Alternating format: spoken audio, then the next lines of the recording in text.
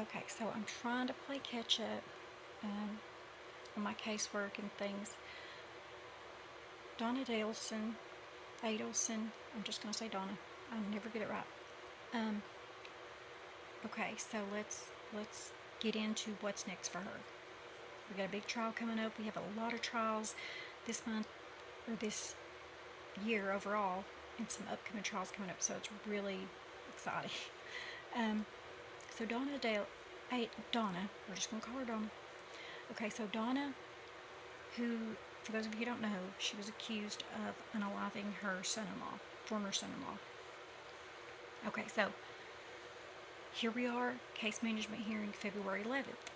So let's go over what that hearing is about. February the 11th, which was yesterday, they had a case management hearing. So everybody's wanting me to break that hearing down to where it's kind of more understandable. So a case management hearing is basically where you're going to go over the case itself. You know, is the evidence ready? Is the you got your witnesses? You know, what is there anything that we need to go over? Da da da da. So basically, you're going over the case because her trial's getting ready to come up. So they're going to go over everything, make sure everybody's got what they need. You know, what needs to be fixed and so forth. So her case management hearing, they discussed her bond. So Donna has, her defense attorneys have requested her release on bond, citing allegations of assault, extortion, and inadequate medical care during her detention stay. And they argue that these conditions warrant her release pending trial. So if you remember, she's in connection with the 2014 murder of her law professor son-in-law, Dan Markel. So leading up to her trial, her defense team has filed multiple motions. Okay, so we have the bond. They wanted to go over her bond and discuss her bond. And most of her motions are aimed at like influencing the trial proceedings itself. So one of the key motions that I noticed that was filed by her defense team is the motion to exclude specific evidence.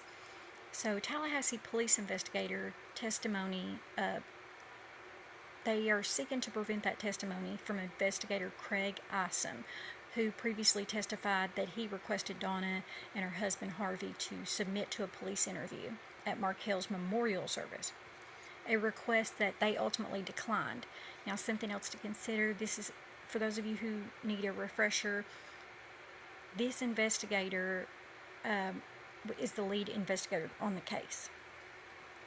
Another motion that was filed was family finances.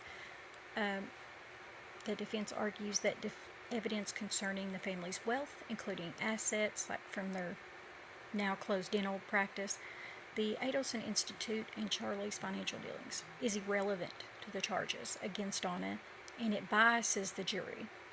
So they're wanting that dismissed. They did a motion to dismiss indictment. Donna's attorneys contend that the state waited too long to indict her, resulting in the loss of crucial exculpatory evidence over time. And just so you guys know, I'm just doing a brief overview. I'm going to do a detailed video because I know you guys are wanting detailed. And I'll break those motions down the best that I can in a live stream. This is just the brief overall. So, upcoming court dates, for those of you who follow Donna's case, February 26th is a mini trial. This is not a trial. It's what's known as an Arthur hearing. And basically what an Arthur hearing is scheduled to basically assess the evidence.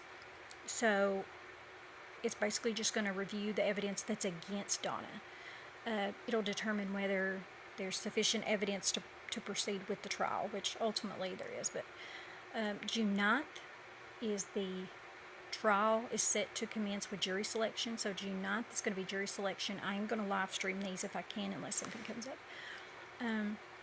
So with jury selection beginning, I apologize, June 2nd is jury selection, June 9th is the beginning of the trial. I apologize.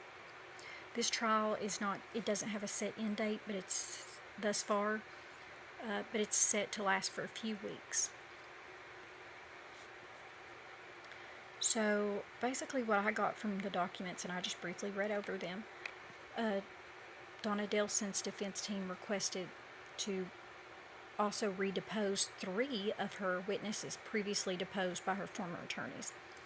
Now, this is based on alleged conflicts of interest involving her former legal representation, if you guys remember. One of those is going to be in regards to her son. Now, like I said, in a live stream at, so far I've scheduled it for 7 p.m., but it's subject to change, but we will go through a detail of that, okay? But I just want you to know the basics, because I have had an overwhelming amount of emails, and that's fine. I prefer you guys to do that. I know that I want to know what you guys want to know. So, and to help you guys get a better understanding of things. It is complicated, and I enjoy helping you guys, so I don't mind that at all. But I just wanted to briefly go over this so that I can kind of help some who are really curious, because I know they are really, every case has got their big followers, I guess you could say. So that's for my big Donna Adelson followers who are just, so this is just a brief overview. So the 3 witnesses they wanted to redepose, conflict of interest, and we'll go over the details later. Change of venue. Change of venue was one of the things I noticed. The defense filed a motion seeking to move the trial to a different location. They cited extensive pretrial publicity that they believe could affect the fairness of the trial. Now, we don't know the situation, but the defense could have, got some type of word about biased jury, Sometimes that happens and the public doesn't know about it. So I don't know what the situation is there, but they're wanting to change the venue. So tonight at around 7 o'clock, tune in to TRM Legal Review, and we will go over the details of the case. We also have an update on Sean Combs, Luigi Mangione, and so forth. So on YouTube at around 7 o'clock, we will have your update. Also, if you click subscribe, you go to YouTube, click subscribe on my channel page, and you will get notifications anytime that I release a video or I am on live stream.